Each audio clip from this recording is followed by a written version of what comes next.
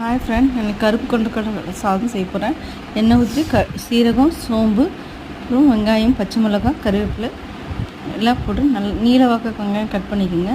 நல்லா வதக்கினதும் புதினா, கொத்தமல்லி, இஞ்சி பூண்டு பேஸ்ட்டு எல்லாம் போட்டு நல்லா வதக்கிடுங்க.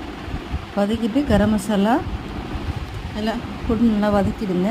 வதக்கிட்டு நான் ஒரு தேங்காய் எடுத்திருக்கேன், அது தேங்காய் பால் எடுத்து வச்சுருக்கேன். சன்னா ஒரு 3 விசில் வச்சு வேக வச்சு எடுத்து வச்சுருக்கேன். அதையும் நான் போட்டுருவேன். நல்லா வதக்கிட்டு ஊற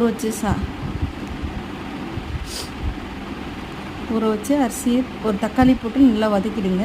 வதக்கினதும் ஊற வச்ச அரிசியை போட்டு தண்ணி வடித்து நல்லா வதக்கிடுங்க. வதக்கிட்டு தேங்காய் பால் அளந்து ஊற்றி நீங்கள் நான் 2 எடுத்திருக்கேன். 6 டம்ளர், 1 டம்ளர் எக்ஸ்ட்ரா வச்சுருக்கேன். 7 டம்ளர்னு வச்சு வேக வச்சு ஒரு 10 நிமிஷம் கொடுத்து நல்லா எடுத்துங்க. மாரி உதிரியாக சாதம் வந்துடும்.